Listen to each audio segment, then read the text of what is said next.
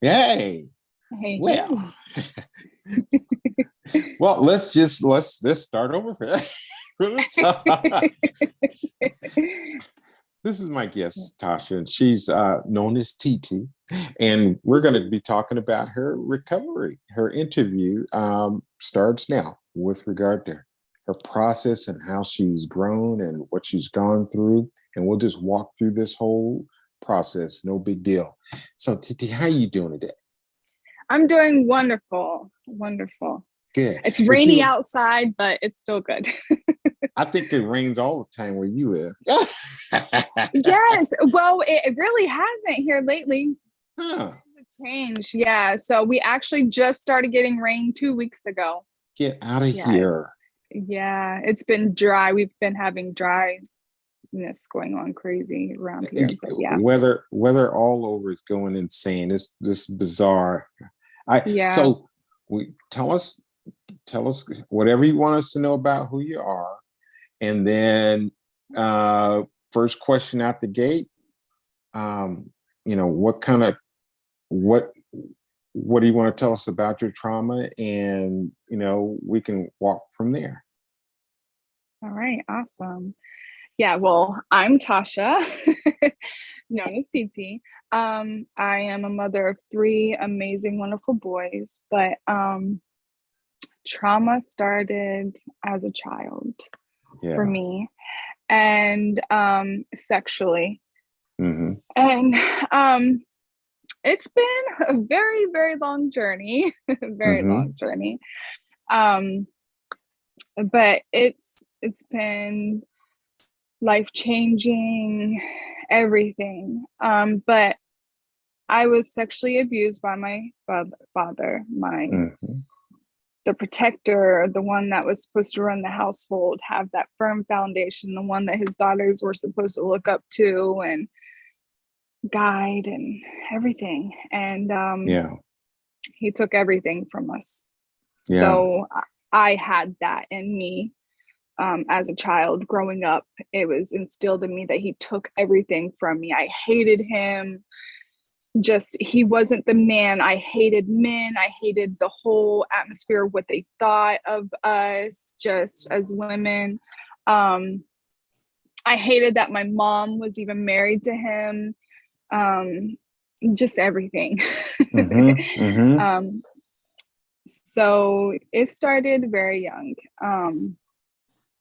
And I was 18 years old the day I turned 18. I left the house Hmm. and I never looked back.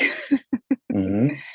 um, but I think that's when the real pain began, to be Mm. honest. Mm. And I, while I was going through the pain, it seemed like it was the worst. But when you get out there in the real world and you start taking on your own responsibilities and your own pain, you start to realize that that's the worst part of it, because you never had anyone to tell you how to deal with it. You've So let never been. Go ahead. no. So let me ask you something, and I'll just jump in and out. So I apologize. What would- what? I have lots of questions, but what was it like? I don't know. I don't want to put words in your mouth, but what was it like to go into the world at 18 and I'll use my words, not have the tools that you need or needed to go into the world? What was that like? Oh, it was rough. I That was the roughest part because I was relying on others Mm. to do what my father should have done. Mm. And it wasn't necessarily just others, it was men. So I was looking for that comfort from men that, yeah, that I should have had from my father. The affirmations, the what you can be, and just everything.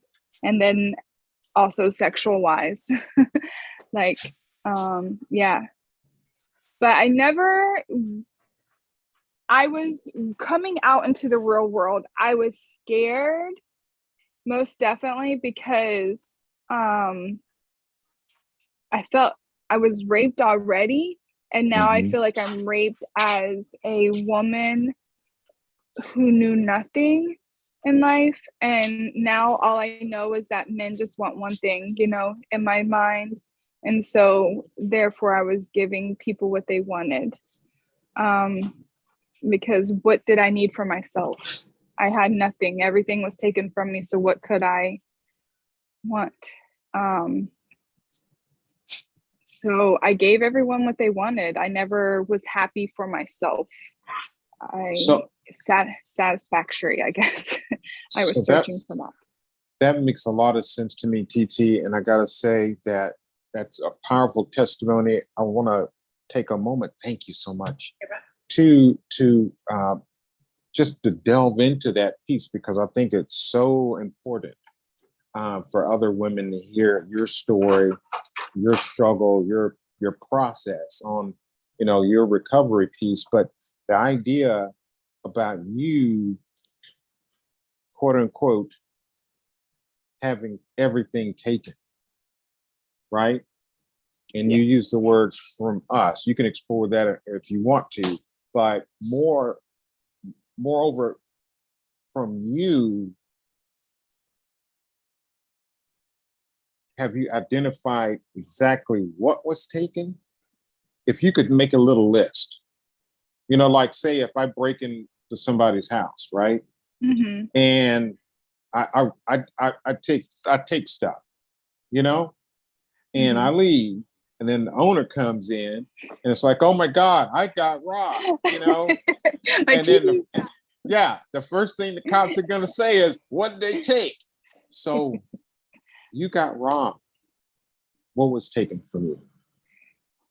my purity, number one. I have to Uh, say that is the number one thing, my purity. yeah. Um, just the thought of feeling like I have been protected. Um, yeah, it's more of because as a child, you're so innocent, you don't know, and it's Mhm. like I try to teach my kids nowadays, like I want them to experience things. I want them to know what things are like and have those feelings. But in me, I didn't have that because it was taken from me, because my innocence was taken, because Mhm. my vulnerability, I felt like I had to fight for it because it was being taken away from me. Just Mhm. um, my sanity. Mm. Tell me more about Yeah. the sanity piece. Oh, um, it was more of nights I would cry. I would hold myself down under a pillow, hoping he wouldn't come into the room, Mm. trying to keep myself in a place of where I would hide it from people. Um, I would have to hide that from people because I lived in fear of them finding out and making fun of me or saying it was my fault or I wasn't real with my words or, just the fear of people not believing me. Or I'd be, over exaggerating, I felt all the time. So my sanity for me was my emotions were crazy. Yeah. I had like I didn't know how to control them. Um I didn't know what to do. So yeah, I had anger issues for a while, a very long while. Um Mm. so yeah, it's What did that anger look like for you? the anger of darkness. I felt like my heart was black Okay. for a very long time. Anger was rebellious for me. Okay. Um, Oh. yeah, it was very rebellious. It was very just dark. I never thought good about myself. I always thought everything was my fault. I was sorry for every action I ever made. Um, yeah. That's that I want to interject and say, um, that piece, that blaming yourself, I'm going to say self-loathing, Yes. feeling as though you're less than, feeling as though you don't have a real place in this world, Yes. maybe wanting to die, maybe wanting to kill up some people, whatever it Yes. was, you know what I'm saying? Maybe all of it.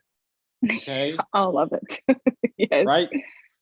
And then the act that you had to perform, right? Because there's always a performance, right? Always. Yes. You're on stage, it's a performance. You can't really be you, because if you really show people who you are, you're putting yourself in that same position again, right? Is what happened with your dad. You were vulnerable then, and then so you can't be vulnerable anymore. So you protect yourself with the anger, right? With the black heart. Nobody's gonna mess with me anymore. You know what I mean? That kind of, nobody's gonna take from me anymore unless I want to control that piece. You know what I mean? Of myself. But the problem is there's still this gigantic chasm, and that goes back to that list. What was taken? And I don't know if you ever took an inventory, or maybe it's something that might come up later for you, or maybe you never thought about it, but you know that you were robbed. Yes. And that's important. And I don't know what you think about you recovering the stuff that was taken from you. What was that? What's that like? Oh, the recovery part of it. Oh my God. It's so overwhelming. In what way? And glorious. It's overwhelming at times. I'll catch myself just laughing and just smiling at myself. Oh man, it's peace. Okay. Juxtapose, let's compare and contrast the peace you have now, because I hear it in your voice. And of course, I've known you for a long time, but I hear it in your voice. The peace you have right now, contrast that to when you was 18. What are the differences between you now and you back then? If I can look back at my 18-year-old self, the one thing I would do was hug me and not let go. I don't think there's words that I can say to myself at the age of 18, but hugs. I'm making notes because I've got questions. But yes. I'm putting a heart with a big old arrow through it on my little notepad, because I want to ask you about that. Yes. This is a deep question, but you can go as deep or shallow as you want. Ready? Let's do it. Yes. When we're robbed in that particular way, and in particular, childhood sexual trauma, everybody, is the worst type of trauma you can experience. And it is horrible because of a lot of factors, right? And we won't go into any of that stuff, but it's suffice to say that what's sacrificed, and I'll just put it on the list as one of the things that are taken from us as children, right? Through this type of abuse, our heart gets taken away. It gets broken. It gets shattered in a billion pieces. That's why you were saying your heart was black, and so your heart gets stuck. You don't know how to love yourself because what you were shown was highly inappropriate and improper, and it didn't feel good. And so that can't be love, right? And so then you go to well, what about this other thing? Whatever that is. Yes. For some people, it's drugs. For some people, it's more sex. For some people, it's gambling. For some people, they become shopaholics. It's 1,000 things. You know what I'm saying? Some Oh my people God. turn into workaholics. I'm not going to ask you what your thing was, but I will ask, what is it like getting your heart back today? Uh, it once again, peace. It's man, it's just in a place of knowing that who I was then, I feel like I know that those traumas, those trials, those everything took place to be who I am today. To Yeah. be Oh. in a place of where God has me to just share, to Mm. just love. I think the love, to love, Yeah. to love. I've always loved, but the love that I feel now makes my heart whole. It, uh, that feeling is beyond amazing. To make my heart whole. That touches my heart to hear you say that. And that's an incredible image, right? To make my Yes. heart whole. I could see in my mind, I believe in using imagination, right? In especially in healing, right? And so I see a big glass heart with this wonderful fluid being pumped into it, filling the whole heart. It's like an incredible imagery I'm looking at. And that's got to be almost impossible to describe, really. Oh, it is. I try to every once in a while, and I'm like, I don't think I can ever describe it. Yeah. Yeah. Because it's beyond a feeling. You know what I'm saying? Like it, so many of us want to put feelings in it, but it's like, what if it's not a feeling? I know it's not a Mm, feeling. mm. It's a place that we have, God has allowed us to be in a place of comfort. That's awesome. Yeah. So All right, let's just change up a little bit because you're talking about God, and that's one of my favorite subjects. So yes. tell me about your relationship with the Lord and how has that allowed you to recover? That's been a long recovery within itself. Mm, Um, when I was a child, obviously, I had friends that would ask us to come to church here and there. Of course, my parents were not big believers, didn't go to church or mm, anything, so we didn't grow up in church. But we had friends take us here and there. But I heard of this God, I've heard of this Jesus. I heard of the Bible, and people read scriptures to me and said God's great, he's going to heal all and do all of this stuff, and he's done it, and he's, his love is overwhelming. And as a child, you're like, why am I going through this? I would be mm-hmm, at nighttime crying like, God, if you were real, take this mm-hmm. pain away. And it never Yeah, went away. It only yeah, kept on coming. So my faith was non-existent.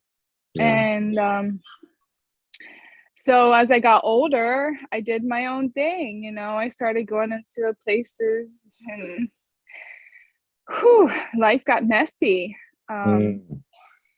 And when I was about 25, 26 years old, I was flipping through the TV one day and Joyce Myers popped on.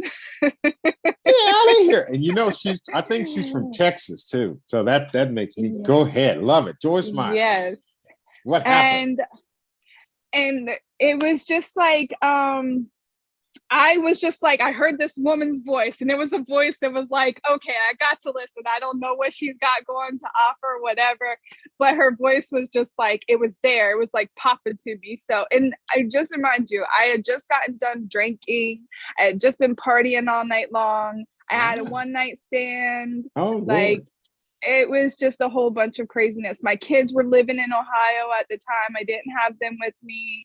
I was living in the frat house. It was just a whole bunch of craziness. And Mm, I was in my dorm room just sitting there, just listening to the TV, and she popped on. And I was like, okay, let's listen.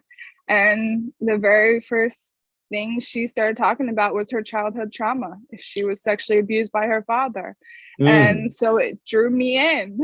right. And she was so joyous. I don't know if anyone's ever seen or heard of her testimony, but after I was done, I was crying. I was bawling my eyes out. I was on the floor on my knees. And I was like, God, Wow. if you can bring this woman through it and she's out here preaching about it, I said, what can you do for this child? There you go. So from there on, it was a long journey. It was a Yeah. long journey. Yeah. Um, and I'm 35 years old. So that was what, 10 years now? Yeah, it was about 10 years 10 years ago. So ago. yeah. Wow. And so it all started from there. Wow. When I fell on my knees and I said, God, if you're real, help me out. Yeah. Yeah. I believe that God's orchestrated all of your steps your whole life. And Yes. I don't mean to make you cry, not in front of the whole world, but you know, through all of our experiences, he's really always there. And especially when we're most vulnerable. But see, God has a way to take, and I know you know this, to take these really horrible experiences and make something beautiful out of them. And I think Yes. it's in that transformation process.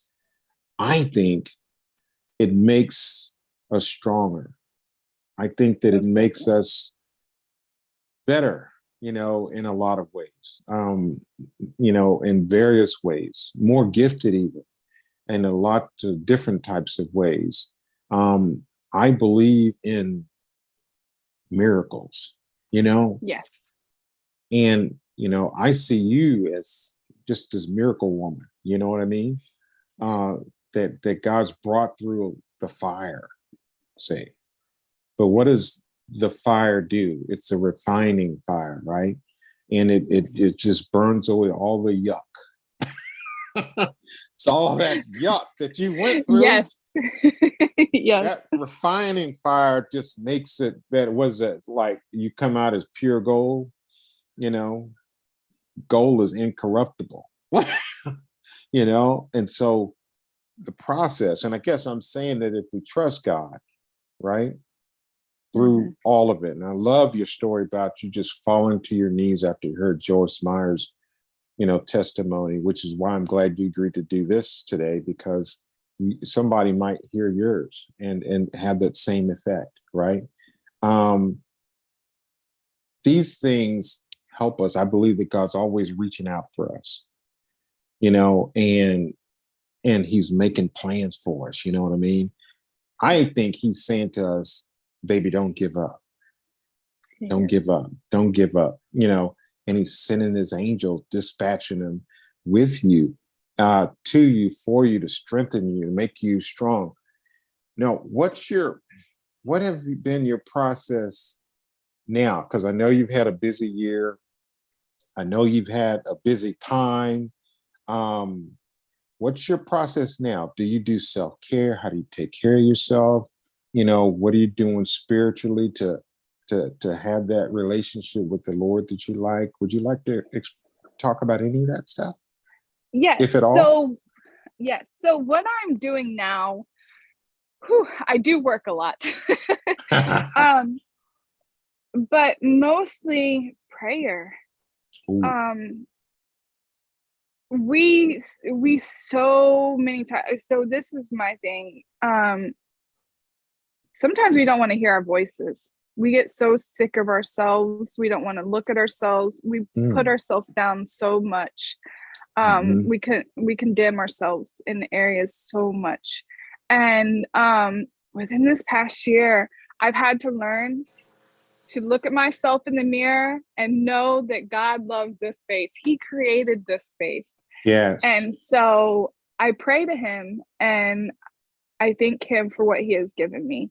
And to know that my days are always here, Mhm. what he gives me, no matter what it is that I go through in my day.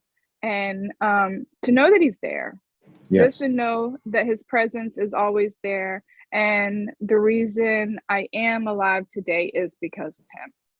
Yeah, that's amazing. So yeah, my boys, my boys is my number one reason. Well, my number two reason Yeah. of why I keep going.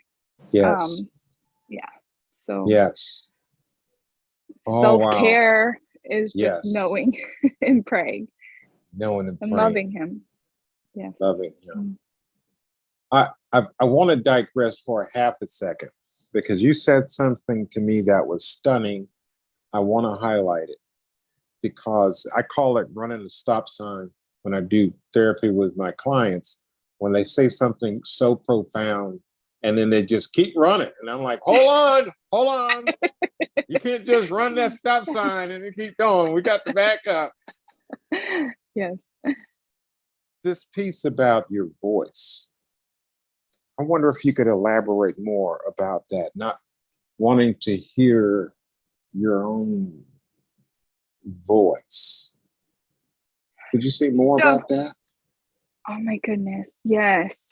Um, when I first came into my faith, I was, because we're so disgusted with ourselves constantly, like because of what we had went through and how we feel the world sees us as.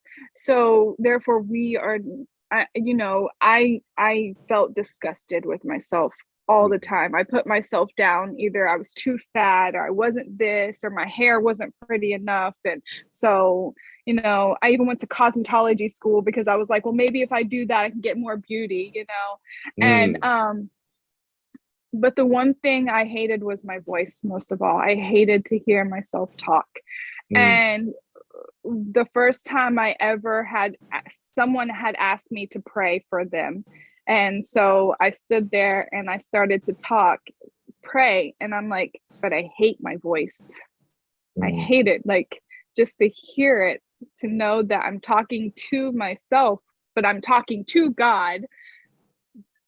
But yeah, I couldn't do it. It was hard mm. for me. It was hard for me. So then it was a challenge. It became Yeah, a challenge for myself. yeah. And yeah. So I think that there's lots of duplicity in life. Um, and I think I'm okay Bible student. And I know that looking through biblical literature, there's lots of duality, right? Double meanings with scripture, right? There's always depth there, right? Dig just below the surface, right? Let the Holy Spirit guide you. And that's how the word becomes alive, right? Because it has different meanings all the time. So with this voice, that piece about not I wrote it down, you know, that you hated to hear myself talk. When we talk, let me just say it this way. God created us as an image, like we're like him, we're made in his image, right? And so when God spoke the universe into being and all material beings, all the angels and everything that was made, we know it was made through the word, through Jesus. And God spoke the whole cosmos and even the concept of time into being through one word. And that is ruach. That's that Hebrew word for breath, right? So yes. when you say, this is amazing. When you say about not really hating to hear yourself talk, what's really happening is you can't talk without breath. I hate to hear myself talk. I hate that I'm breathing. You know what I mean? Hmm. I hate myself, right? And then, Yes. but there's other things like talking is therapeutic. Yeah. My mom, my mom was amazing. My mom, I love you, mom, but mom was my abuser. Okay. And but mom did a lot of things that was 100% right. And one of the things that I learned from her was the power of speech. And mom used to, I caught my mom, and she would be out on the patio. This is my mom's therapy. On the patio, she had these beautiful plants all along this L-shaped patio. It was wonderful. And we had these deep overhangs on the house. And so it's like shade under there. She would be hanging plants of every kind, everywhere. And mom would be transplanting plants and talking. She would talk to her plants. I said, what are you doing? Oh, I'm talking to my plants. And I thought, okay, mom's flipped out. Mom's really flipped the script. She's lost it. You know, I was a kid. What did I know? Until I went to grad school and I found out that talking to plants was legitimate. That plants Yes. respond to you when you talk to them. They have chemically determined this and figured this out. And I'm thinking, man, I was back in the 70s. My mom was ahead of her time. You know, we discount our voice. My mom was using her voice for healing, right? And there's this thing about what do they say? Hurt people hurt other people. That's true. Yes. When I was working with kids ages ago, I heard that and I'm like, that's true. And we tend to walk around wounded. Some people walk around, unfortunately, their whole life wounded. But we know we don't have to be wounded. And I love this piece about your voice that when we recover, I don't know what your experience is, but our voice, it changes in the quality, right? Oh my gosh. Huh. I like I like myself. And then you might get to I love myself. Oh, yes. And then you might say, wow, I love to hear myself. My voice is, pleasant to the Lord. And we sing to the Lord and lift up your voice. So many scriptures talk about your voice and how we use it to praise God. I find it very interesting that that very act many years ago against you caused you to hate the very thing that God uses to edify human beings and ourselves. What do you think about that? Yeah. It's definitely very powerful. Yeah, And to know now, yeah, I talk to myself all the time now. you go, Like, girl. I do it all the time. My kids make fun of me because of it, but I'm like, look. And I talk to my plants. I have plenty of plants out there. I do. I talk all See, kinds. that's why you were smiling when I was talking about my mom. That's cute. I love it. Yes, I do. I know my kids make fun of me because I do it, and I'm like, oh, I don't care. Well, while we're on the subject, what do you say to your plants? Oh my gosh, I for them to grow, I'd be like, look, you guys are growing so beautiful. Like if they have flowers on them, I'll be telling them how pretty they are. And Mm, like, do you guys need water today? So I'll fill their soil and yeah, do all that stuff. all right. Self-disclosure here. When I do a lot of counseling, I talk to people and I talk to them about tending your garden, right? And I'm like, okay, your mental health is just like a garden. You got to, give the soil nutrients and you have to prep the soil. You can't just plant things in the ground because they won't grow.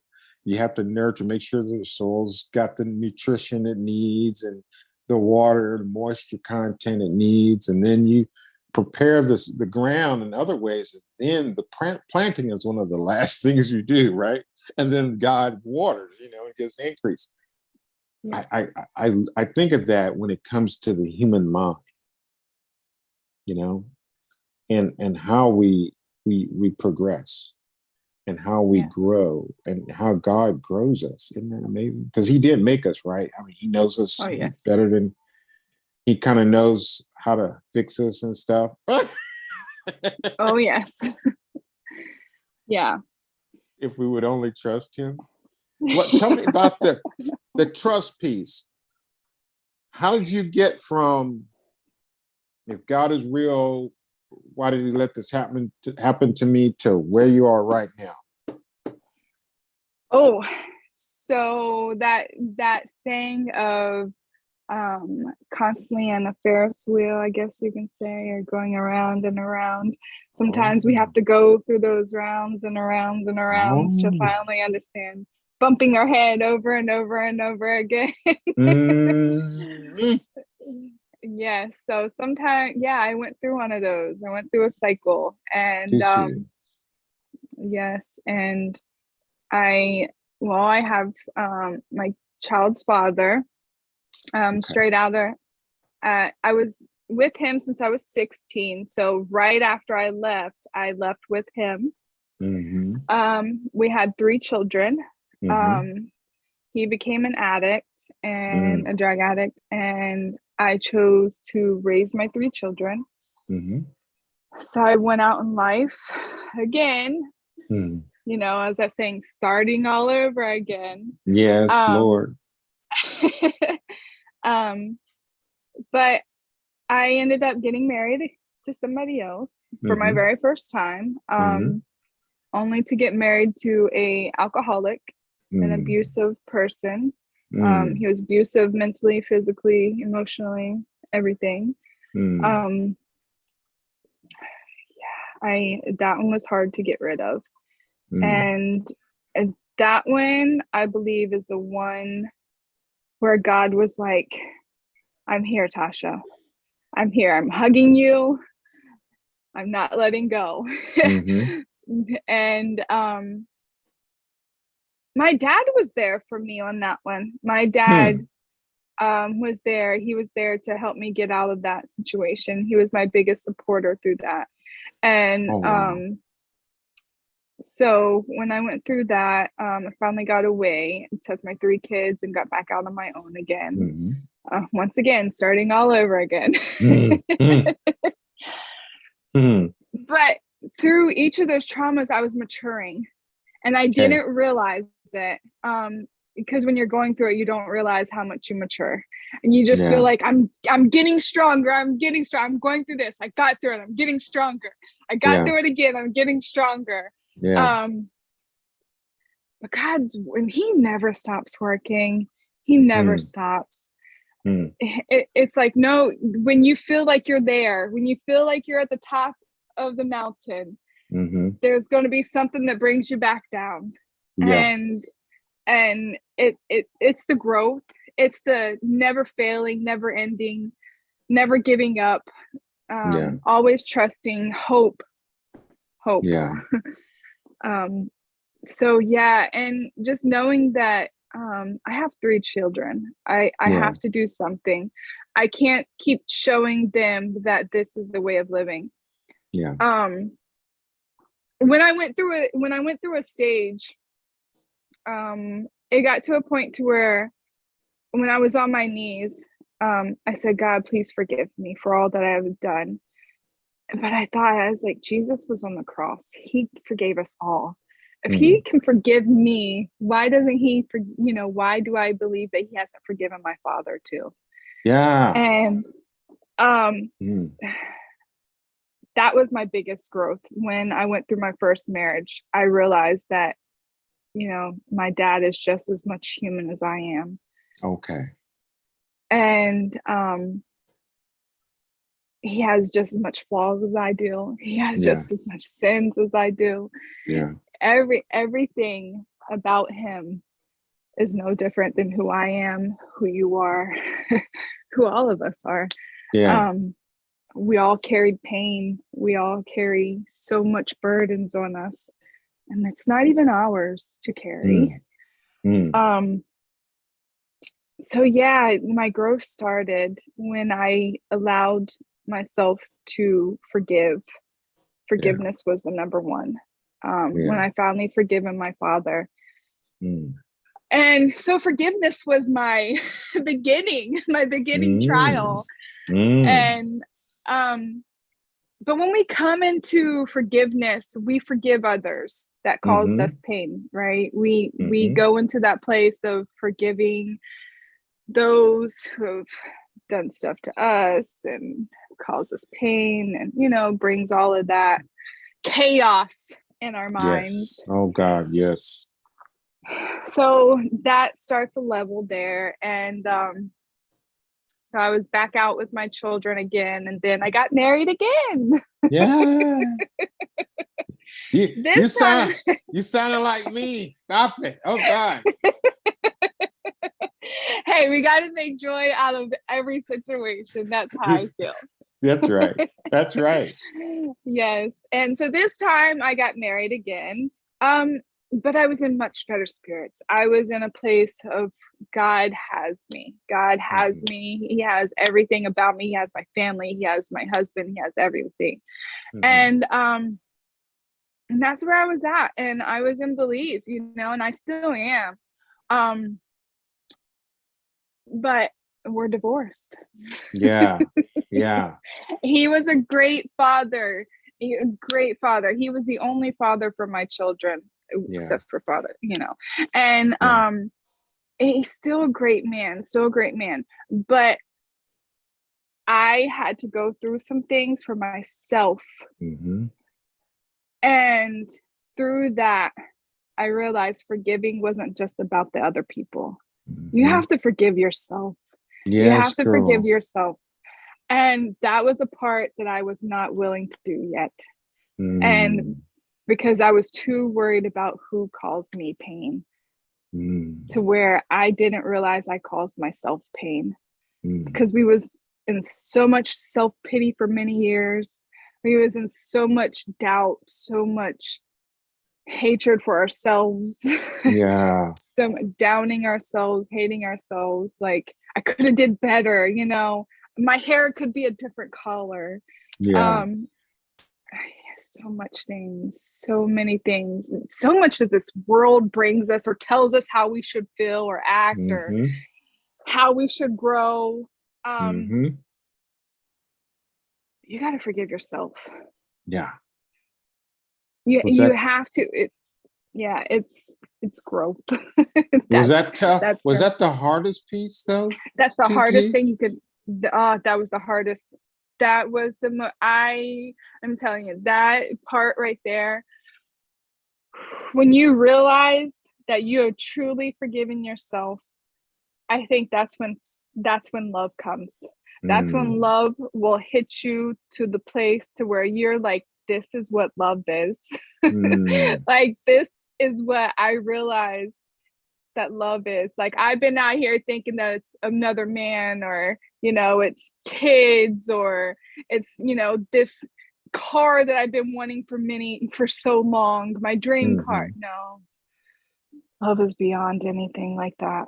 Love is Mm-hmm. beyond anything. And yeah, it took me 10 years to realize it. Yeah. Going through that roller coaster over and Yeah. over again. So yeah, and also it comes to a place too. Sometimes when we do go through these pains or these cycles and everything, it's like we want people to know how they've hurt us. Mm. It's like we want them to know what they did wrong so they can understand how we feel. But what Mm-hmm. if it's not them needing to know how we feel? Mm-hmm. We need to understand why we feel the way we feel before anybody else should, or could, Mm-hmm. or can, or anything else like that. Mm-hmm. And for so long, I wanted my dad to know how he hurt me. I wanted him to understand the pain that I went through. Mm-hmm. And when I faced him, when I was 27, 28 years old, I finally faced him. What he said to me was, mind blowing. Hmm. But he was like, you have no clue what I went through as a child. But in my mind, I'm sitting here like, if he was sexually abused too, then why would he do it to his own child? So Right. I'm sitting over here in my mind, like, what did I do to deserve it? You know, so then I'm Yeah. doubting myself because now I'm thinking it's my fault that he was Right. doing it to me because he wanted to cause pain to me. Why? You Yeah. know, so we put in our minds, and then that's where the self-doubt comes in, and you know, and then we have no understanding. So now we're over here going crazy in our minds trying to figure all these things out. Mhm. But what if they don't understand either, you know? And so now we're all just going crazy trying to figure these things out. But what if there is no understanding on it? No. Pain, it hurt people, like you said earlier. Yeah. And so then it comes to us, when are we going to stop the pain?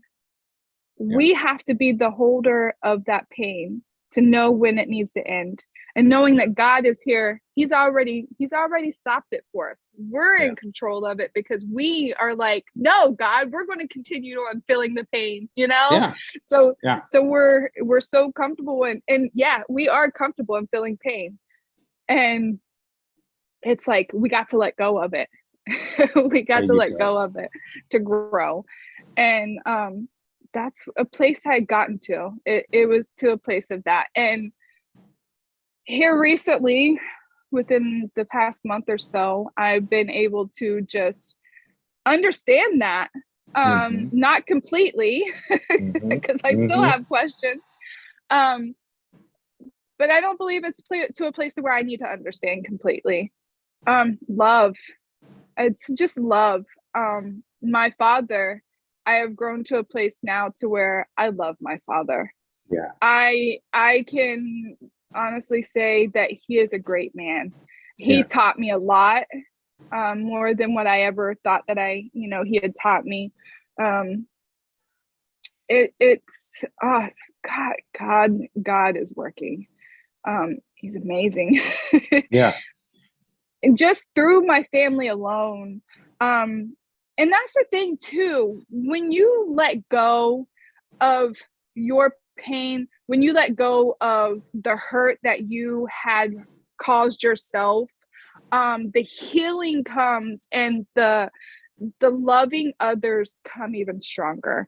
Yeah. And I think we try so much to want people to love us that we forget that we need to love too. Yeah.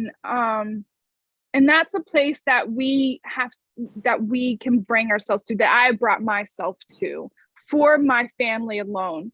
And my just as I went to go see them in Tennessee because I'm here in the state of Washington.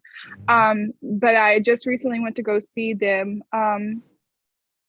because I felt a calling to. It wasn't Hmm. something that we had planned or anything. I was at church one day, and it was like the Holy Spirit just came onto me and said, Tasha, go to Tennessee, go see your family.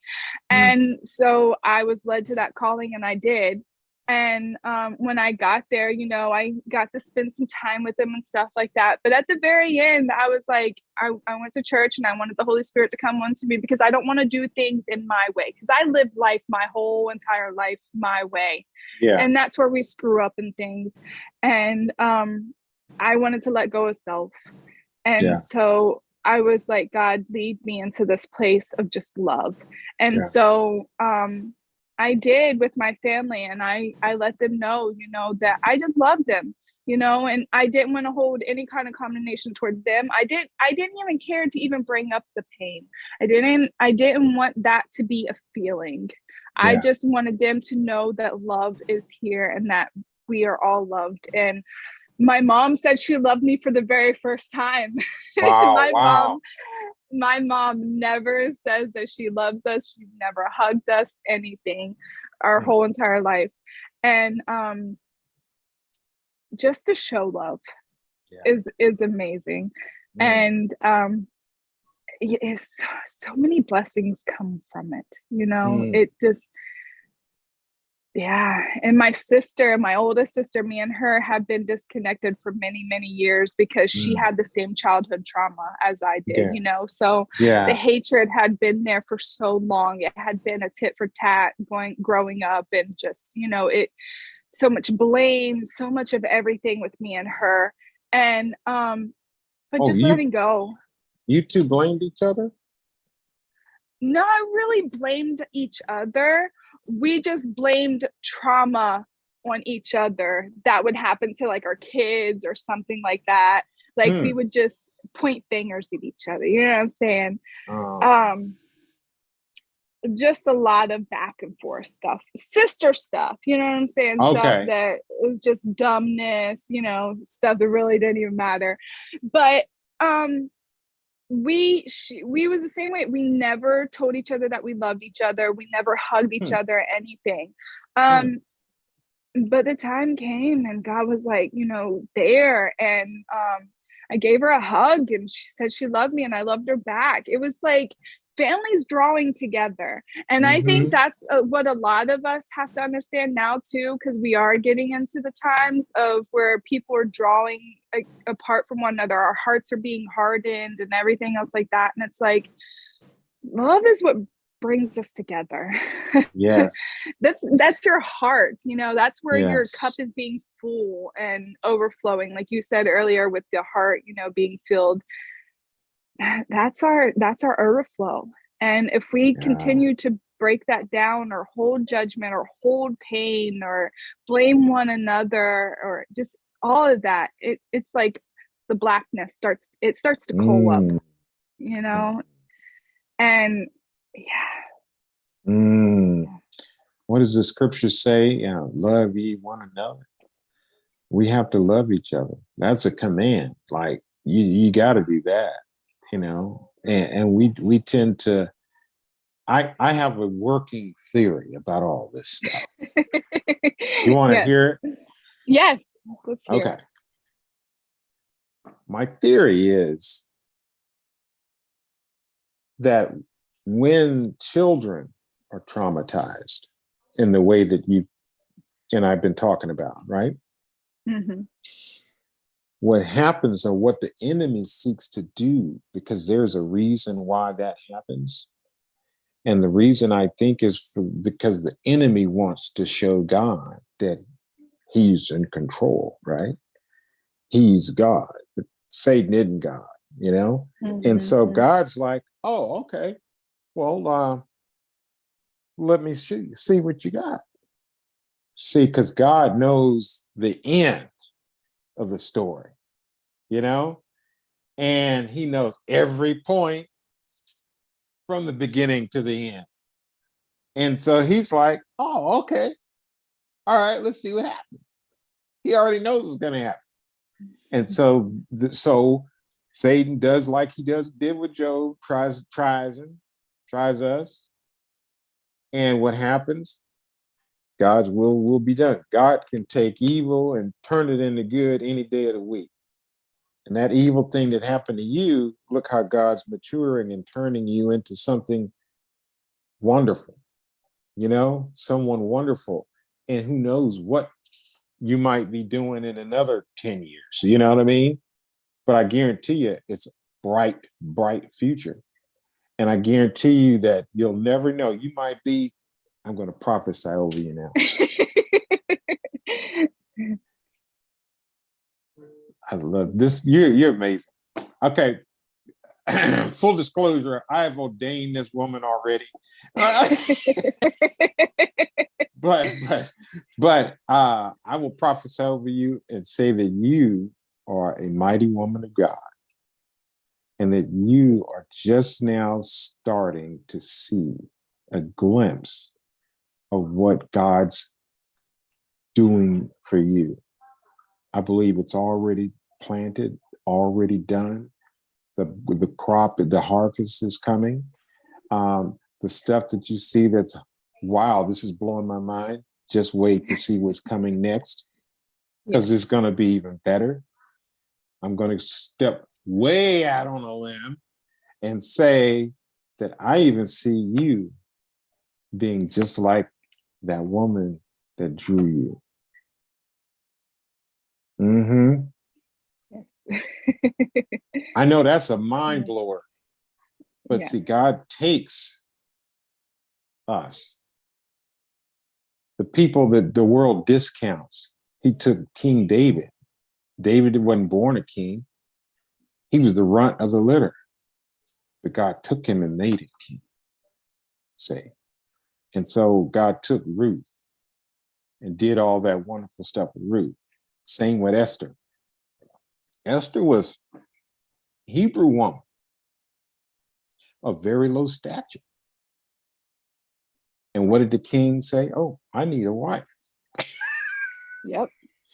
I might be speaking some prophetic stuff over you. I need a wife. And you know what? King went down and looked at all the women in the land, came back and said, there she is. Picked her up. And she became queen of everybody right there. And it's like, who would have thought? But God knows. And he is able to do that. He is able to orchestrate that kind of stuff in your life. I believe that that stuff's set aside for you. And that because of the work that God's led you to do, and then you trust God. And look what happened with your trip to your people's house, your mom and dad's and your sisters. All of that was that gate, right? That process. You trusted God. I know you went through hell to get there because we talked about it. And yes. and you see, even before this taping, we went through a little bit of craziness because there's some crazy stuff that's out. I said, this never happens. This never happens. So, but see, to me now, using my spiritual, I'm going Pentecostal now, using my spiritual mind, I see that that's God doing things in your life. See, because the enemy's always trying to stop, but it's too late, done. Yep. God's totally in control. And we know that he's got your recovery. I'm gonna have to come up with a new word because recovery don't work anymore. But your process of healing, your healing is all ordained. Now let me finish with my theory. Is that when the enemy tries to harm us in the ways that we've been talking about, that literally cuts our relationship to God because it causes a disruption. But God's not gone. It's just kind of like somebody clipping a phone line. You know what I mean? Yeah. But God's still there. We just can't connect with him. and so through all of these processes that you're talking about, that's like Mr. Telephone Man, right? Coming and splicing them wires back together, maybe laying down fiber optic cable, something far better than what you had before, and saying, hey, this connection can't be severed anymore. And I think that's what happens. I think that's what happens with a lot of really mental illness too, is that connection is just that whatever that happens, people get traumatized in so many ways, it just disconnects the line. And then we have to work really hard to get those pieces to fit back. But once we get that dial tone, they don't have dial tones anymore, y'all. I'm telling my age. But when they get that dial tone, all of a sudden, you're connected. And I think that's where you are, if that makes any sense at all. Yes. I understand. Okay, good. Good. That's beautiful. Well, goodness gracious, we've been talking a minute. So now, what would you like to conclude with if you had a message for anybody that's listening? Anybody maybe have gone through the stuff you went through, something similar, who are going through it? What would you have to say to them? What words would you like to leave for them?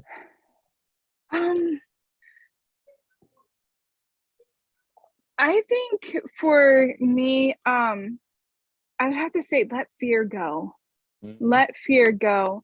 I think because that's the number one thing that we hold on to is fear. a fear that someone will hate us, some fear that someone won't believe us, or they'll misunderstand our words, or it doesn't matter.